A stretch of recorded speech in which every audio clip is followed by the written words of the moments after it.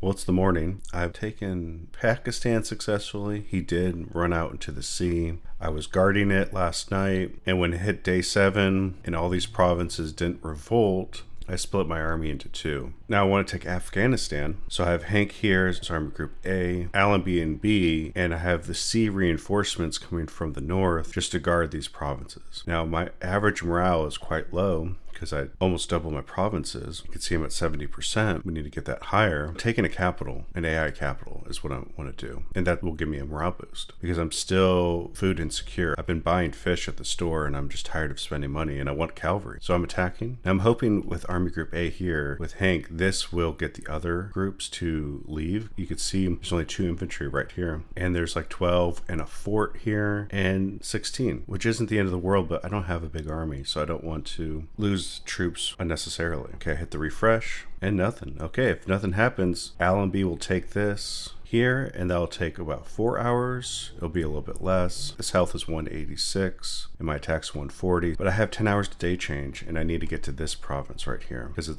has a high morale. So if I can get all these armies up here by day change, I'll be doing good because this is 65%, that's 47, that's 37%, it's 39%, but this should work. Now Afghanistan also has this province. I don't know what to do about that because honestly I haven't thoroughly looked at the world map yet. Let's actually go into it. Now I want to start in broad strokes. This is a 100-player map. We don't need to talk about everyone, but I want to talk about it in who's owning the continent because in this map, that's what's important. So you can see Australia has a coalition. New South Wales is in the coalition, Western Australia, and Papua New Guinea. And that's these 3 right here. You know, they could still expand here, they could still expand here, but they're honestly too far away to be a threat right now. I have to see where they're expanding. Like here's Papua New Guinea here, but here is the American Philippines, and they have a coalition called the Philippines, which is just by himself. So there's a lot of room where they can grow. I think they're going to be a nuisance later, but if they don't move fast, that's not a huge issue. You know, Asia, you know what's happening in Asia. We're taking over. My ally, Republic of China, kind of did a suicide attack against Siam, and Siam just moved in one province in Yulin, and day change already happened. So he's just sitting here, which is great. He'll be an easy person to mop up. We've lost Republic of China. I think he gave up. That gets us to our next continent. Yeah, I'm skipping North America. Now, North America was Russia and Alaska, and this coalition right here. Now, this coalition had a 4th member right here, and Russia, Alaska just took him out. I've been speaking to Russia and Alaska. Seems quite a competent player, and he wants to join, but he doesn't want to join my coalition yet. I don't get it, but that's fine. I offered for Russia, Yakuta, to assist him, but again, he wants to do it solo. He's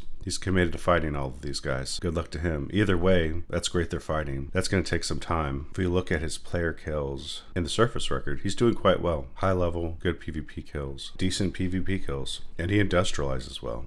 So we're all doing well. He's won a bunch of games solo, which is a problem. He wants to join once he takes North America. So that's a question. Is he going to try to win solo? We'll see. South America. South America has a few active players, but no one's in a coalition together. I don't know if they've been just doing a battle royale. There's no coalition forming, and they're just fighting each other. So it's hard to say who would win, and also doesn't matter right now because it's only day 7. Now Africa is a big one. The top coalition here, West Africa Union, is in first place. I think that's going to change soon now that I'm free and I could start expanding. But again, it's this weird situation where coalition up here, I don't think this guy's part of it, is fighting this massive whale, Portuguese Angola. Now, I haven't talked to Portuguese Angola, but that would be someone I may need to speak to. It would be really easy if I got Portuguese Angola and Russian Alaska on my team, because I can have 5 team members. But that's something to think about. Will this coalition, the top coalition, take out Portuguese Angola? I don't think they've actually declared war yet. He's fighting Belgian Congo, who's an AI. So they haven't fought yet. It's getting kind of awkward. Now we have the Middle East. Persia left, which made me go to get Afghanistan. And yeah, I know the Middle East isn't a continent. We're talking about geographical regions. But the coalition here, the Kingdom of Jazz,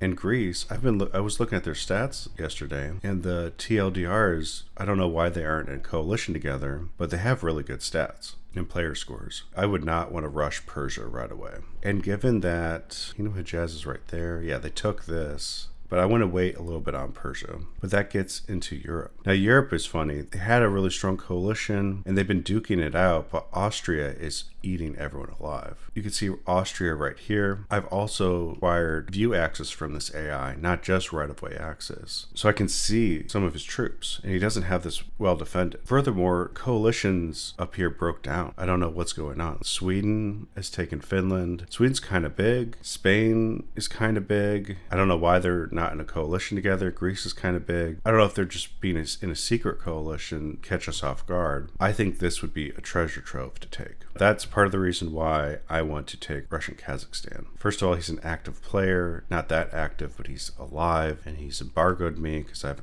embargoed him when he was an AI. So he's got to go. He has a food and a double materials. So that's good. And more importantly, he gives me access right here at Georgiou. So I can go down with right-of-way access through Eastern and Central Europe and smack Austria if I wanted to with a huge surprise attack. That's going to take some time, but I need to take this province here to boost its morale to make this more effective. So I need to take this, and then I could go take out Siam with Chinese Tibet, take out this guy, and then maybe go in. Now, my northern ally is not that experienced, but he's really good at expanding. I don't know what he's doing, but he attacks in waves. I think he'd be a great distraction. So as I take out Siam and my soon-to-be AFK ally, and I've already taken this player out, and Russia's moving in, we're going to be focusing on Russia, and then boom, I'm going to come in and smack them. Very surprised they didn't move, but what are you going to do about that? When this army gets in contact, I'll start moving Hank up north so I can get to that high morale province. And I also, at day change, would love to be like right here, and then I'll just start invading this guy. Now, since my food situation is so dire, I only have one cavalry unit, so to supplement my army, I've built a couple more armored cars. You can see I have 3 armored cars here, 1 armored car here. I think 4 armored cars is fine. It just gives more HP to the army. It's the evening now. Day change just happened. It's day 8. I have Army Group A moving out to take out Kazakhstan. My plan is with Allenby's army to hit this direction. Orhan is delaying about 8 hours. I'm guessing. I think that'll work. I think in about 8 hours, Allenby will have beaten this army. Orhan will scoot in over here and try to take this province. Now, the reason why Orhan's going solo here is this was empty earlier today, and I didn't see anyone move over here. So I'm assuming this is an infantry, and Orhan could take that province. And Army Group B with Hank is still consolidating.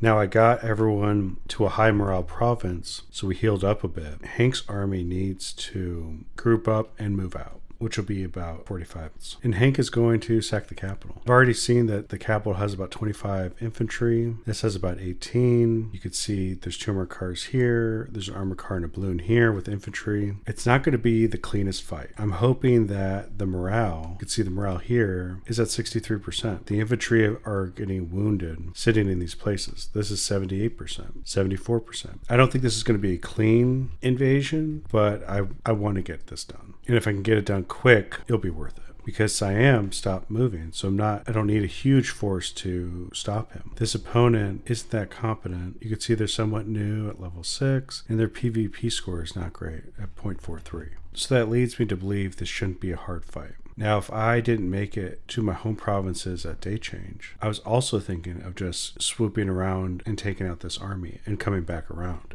and having him attack me, because I think he would do such a bad job of that. But this is the plan it shows, and we'll see how it goes. If we look at his kills, he has none, so we'll be able to see that. We'll be able to see how this fight goes. It's 2 hours till day 9. My attack was successful. You could see Kazakhstan killed 51 of my troops. I killed 97, and I'm fine with those numbers because I took the provinces quickly. Now, overall, my plan went well. Allenby moved this way. You can see Allenby here. Allenby has another round in 1 minute. The health of this army is 135. Allenby's attack is 115. After this round, it'll be 1 more round after that, and I'll take the province. So 1 hour and 10 minutes. Day change is happening in 2 hours and 14 minutes. So I'll be able to take this province and stop it from revolting before taking the final 2 provinces here. Now, Orhan successfully did take this province. I was right, it was a single infantry. Orhan's leaving to prepare for my next opponent, Siam. And Hank's army, you can see Hank is just detached, and Hank went out this way and took the capital. You can see the smokestack check still here at the capital. I have a group guarding it for day change. But this province, this province, this province, and this province got that capital morale boost. So I don't have to guard those provinces, which is great. And it also gives them a head start to start producing more resources than they're consuming. Hank's army is going to rendezvous with Allenby to finish up any resistance, along with newly recruited infantry coming in to bolster the morale, bring up the average morale. You can see we're 75%, maybe it'll help out, get to 50 units or more. And to build a railroad. At the double wood, when the double food is taken, I will try to build a railroad on that also. I really hope I can get out of this food glut.